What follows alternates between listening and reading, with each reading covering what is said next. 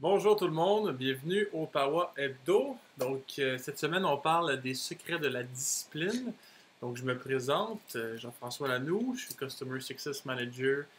J'ai plus de 15 ans d'expérience en informatique. Je travaille pour la firme Devidi qui développe Power, le petit logo en bas de l'écran. Gérer des prévisions, des activités de vente, les promotions, utiliser les données pour accélérer la croissance. Chaque semaine, on présente un petit Power Hebdo. Cette semaine, je suis en solo. Donc, on parle de comment utiliser les données pour améliorer mieux vos données. Donc, on commence en force avec le fameux secret de la discipline. On va commencer avec un petit quiz. Donc, c'est quoi le point en commun de ces 4 personnes-là? Donc, le point commun avec Sidney Crosby, Mark Wahlberg, Tiger Woods et Kobe Bryant. Non, c'est pas tous des athlètes. Je considère pas Mark comme un athlète. En fait, le point commun, c'est la discipline. Donc, c'est 4 personnes qui avaient beaucoup de talent, qui ont réussi à se rendre à un certain niveau, mais qui ont surtout maintenu ce niveau-là. Bon, il y a eu des petites choses qui sont passées avec Tiger Woods, mais quand même, il s'est replacé. Puis, donc, c'est quelque chose que je voulais vous montrer. On commence ça aussi avec un petit vidéo très intéressant. Un vidéo de Rory McIlroy. I have some data here showing me that as a boy, you like to hit golf balls into your mom's washing machine. You want to be a professional golfer? Yes.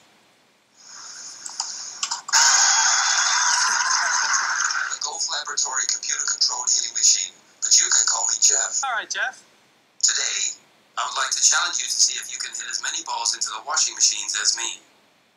You up for that? I'll give it a go. I'll try. I would have expected more confidence. All right, I'll do it. Let's start with number 3, but just to warn you, I have GPS. Perfect. I have a good swing. Oh, hey! That's what you're up against, buddy. I'm gonna hit. Oh, perfect. Let's see this.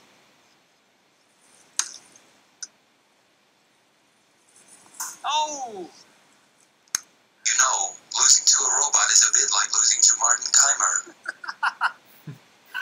I've lost to him a few times before. Are you kidding me? You got lucky. My internet is currently down. We shall move on to the next challenge. Can you see number 4? Je vais vous montrer un petit extrait dans la fin qui est super intéressant aussi. Donc, yeah, that washing machine has always been a bit of a show-off. Feel free to take the first shot. Okay. Oh, take a picture of this bad boy. Oh, oh, oh!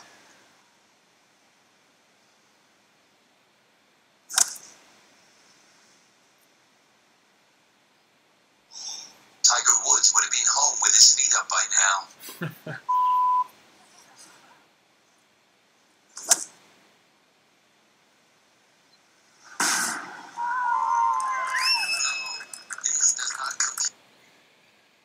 Ah, si c'est pas impressionnant, donc grosso modo, je vais vous montrer cette vidéo-là parce que, bon, ça démontre que dans ce cas-ci, notre ami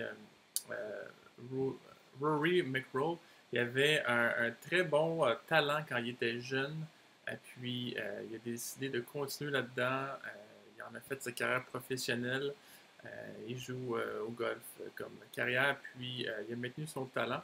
Donc, je trouvais ça super intéressant de vous parler de tout ça. Donc, une autre chose qu'on va vous parler. Donc, Mark Wahlberg, j'ai lu un super bon article de lui dans le City Post. Je vais vous le résumer un peu. Donc, il disait en fait une carrière d'acteur. Donc, Mark était un acteur avant tout. Ça commence pas mal tout de la même manière, c'est-à-dire qu'on a une série de personnes dans un amphithéâtre qui vont faire des entrevues.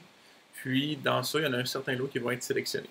Puis là, il disait, dans le fond, que quand il était plus jeune, il se concentrait sur les choses qui l'intéressaient et moins. Puis là, en ayant été dans cette entrevue-là, il a eu la chance d'être sélectionné pour son premier film suite à sa carrière de rappeur. Donc, une autre chose aussi que Mark Wahlberg il mentionne qu'il fait, c'est quand même un cofondateur de la chaîne de restaurants d'hamburgers franchisés Wahlberg, qui compte maintenant 38 restaurants à travers le monde. C'est aussi le propriétaire de la société de production Unrealistic Ideas.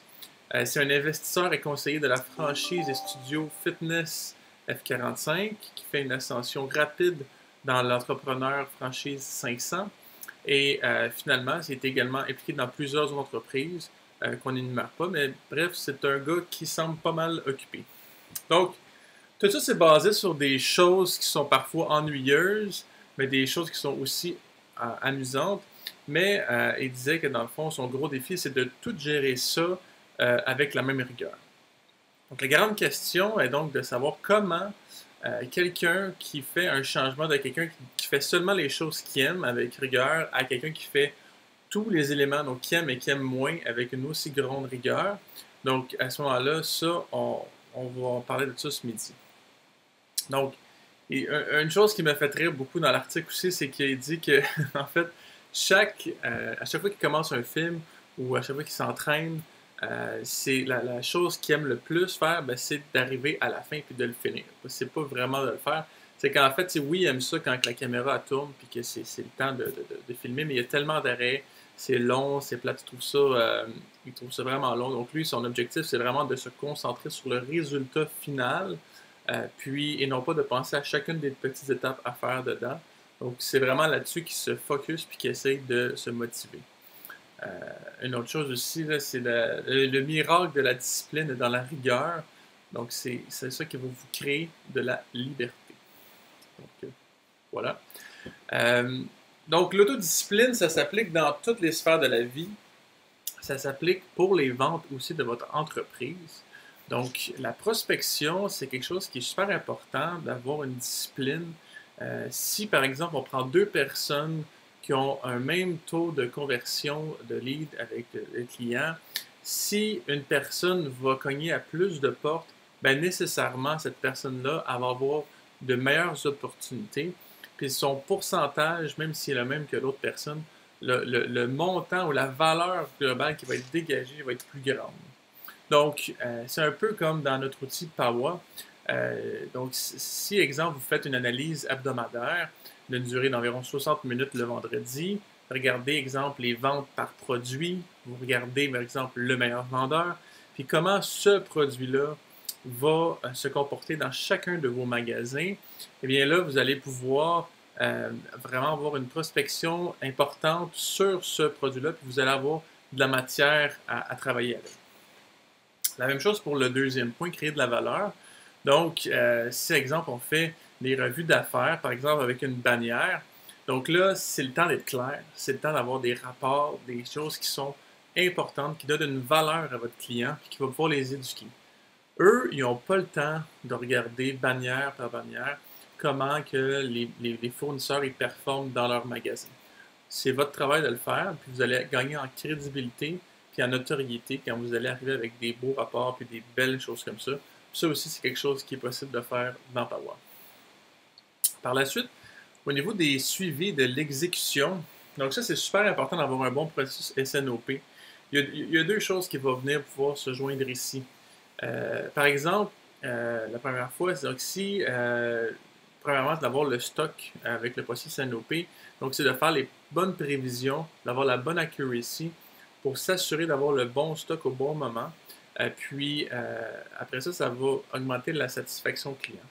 D'un autre point de vue, si on se met plus dans le rôle d'une exécution de vente, si votre représentant s'en vient en magasin et fait une vente, alors là, toute la valeur va aussi se suivre dans l'exécution. C'est-à-dire qu'on va s'assurer que la commande elle a bien été processée, qu'elle a bien été livrée et qu'elle a bien été installée. Donc, c'est tout ça qui va faire que vous allez offrir un service puis une discipline supérieure à la compétition. Après ça, on a l'amélioration. Donc, l'amélioration, donc ça, c'est inimaginable de faire de l'amélioration sans pouvoir mesurer les éléments. Donc, à partir du moment qu'on a des outils, par exemple, le module de prévision, Donc, on peut identifier si les ventes sont réellement alignées avec les prévisions et si les prévisions sont suffisamment précises. Donc, vous pouvez analyser les écarts et comprendre pourquoi vous êtes trompé. Donc, ça, c'est un autre élément qui va pouvoir vous aider à être meilleur dans la discipline. C'est vraiment de documenter chacun des éléments. Une autre chose, c'est pour le développement personnel. Et ça, dans le fond, c'est important de développer votre côté créatif, de développer votre éducation, votre savoir. Donc, en lisant, en écoutant des webinaires, il y a plein de webinaires gratuits en ligne. Puis en écoutant le Power Hebdo, c'est aussi une super bonne manière de faire un développement personnel. Donc, comment favoriser la discipline dans votre organisation? Ça, c'est un élément que j'ai lu sur le site Your Save Hub. C'est tous des points que je trouvais super intéressants, que je disais, dans le fond, si vous ne vous reconnaissez pas dans ces choses-là, ou si vous ne reconnaissez pas votre organisation, bien, ce serait peut-être intéressant d'en parler, parce que c'est vraiment ces 8 facteurs-là, excusez-moi, ces 7 facteurs-là qui vont faire une différence au niveau de la discipline dans l'organisation overall. Donc, être un bon leader, ça, on a fait un Power Hebdo là-dessus, on peut en parler longtemps, mais en gros, c'est de respecter les personnes, de ne pas être en haut de leur épaule tout le temps en train de regarder qu'est-ce qu'ils font. C'est vraiment d'être là quand ils en ont besoin, de prêcher par l'exemple. C'est vraiment avec ça qu'on va pouvoir dégager un esprit de discipline dans l'organisation. Couper les distractions, ça c'est tout un défi. C'est un défi qui est très payant une fois qu'il est réalisé. Nous, on a vécu chez Divided la transition effectivement avec le télétravail comme bien des personnes. Puis des fois, le context switching ou le fait d'avoir des notifications, des courriels, des choses comme ça nous déconcentrait et on ne pouvait pas focusser sur les choses. Donc, on a mis en place différentes choses. On en a aussi parlé dans un Power Hebdo, mais simplement de se faire un statut Do Not Disturb. Nous, on l'appelle In the Zone. Donc, ça, qu'est-ce que ça fait? C'est que c'est simplement qu'on va s'assurer à ce qu'on n'est pas dérangé pendant qu'on est là-dedans. Puis seulement les choses ultra, ultra importantes vont être à notre attention pour qu'on puisse focusser et avoir du lousse. Le troisième point, c'est super important. Il faut vraiment faire place au plaisir. C'est avec ça qu'on va pouvoir garder des personnes longtemps avec nous. C'est aussi une source d'épanouissement. C'est tellement important le plaisir. La vie est trop courte pour pas avoir du fun au travail. Si vous n'avez pas de fun à votre travail, changez de travail. La vie est trop courte pour ça. Un autre point qui parlait aussi, c'est considérer les gaps de génération. C'est quand on s'adresse à quelqu'un, bon, il y a tout le contexte, la personnalité, la génération. On ne va pas parler nécessairement de la même manière à un milléniaux qu'à une personne de la génération X ou Y ou à un baby boomers. Donc, c'est important d'adapter notre discours puis de le mettre en relief avec la génération à laquelle on s'adresse. C'est très bien dit. Donc, un autre élément, c'est donner des lignes directrices. Donc, ça, c'est pour vraiment encadrer, donner, exemple, les objectifs de l'entreprise. Nous, on s'en va là, puis c'est pour ça qu'on veut faire ça, puis c'est tel objectif qu'on veut faire. Quelque chose de clair. Donc, ça va favoriser un atteinte d'objectifs communs, puis ça va favoriser la discipline de chacune des personnes pour qu'ils prennent leur rôle vraiment à cœur pour favoriser le développement de tout le monde. Donc, l'autre point qui est un peu plus plate, mais c'est quand même important d'en parler, c'est de prendre des mesures correctives. C'est évident que dans votre organisation, vous avez des règlements. C'est important de vraiment de les respecter, de les faire respecter. S'il y a des personnes, malheureusement, qui ne veulent pas s'y conformer, c'est important de prendre des mesures pour qu'ils puissent les prendre, parce que sinon, on ne prêche pas par l'exemple, puis ça envoie un message qui est mauvais complètement à toute l'organisation. Donc, c'est vraiment un point qui est important pour favoriser la discipline. Le point suivant, c'est le point que j'aime le plus, c'est donner de l'espace à vos employés. Ça, c'est dans des moments comme ça qu'on va pouvoir avoir quelque chose de différent. Quand quelqu'un est toujours habitué à se faire dire quoi faire, dans quel ordre, avec quelque chose. Donc, on ne va pas favoriser une créativité. Donc, c'est super important de donner du airless à vos employés pour qu'ils puissent prendre du temps pour innover, pour faire les choses différemment. Ça va amener aussi un sentiment de réconfort. Les personnes vont se sentir bien de faire ça. C'est bon pour tout le monde. Je vous le dis, on l'a essayé chez Divided, puis ça marche super bien. Donc finalement, communiquer régulièrement avec vos employés, ça c'est une chose qui est très importante. Dans le contexte qu'on est actuellement, tout à distance, c'est important de se mettre des outils pour vraiment communiquer avec tous les employés, s'assurer que tout le monde va bien, que tous les messages sont bien compris, qu'on a une belle esprit d'équipe de développer, même à distance. Donc, c'était vraiment des points que j'avais trouvé intéressants à vous parler.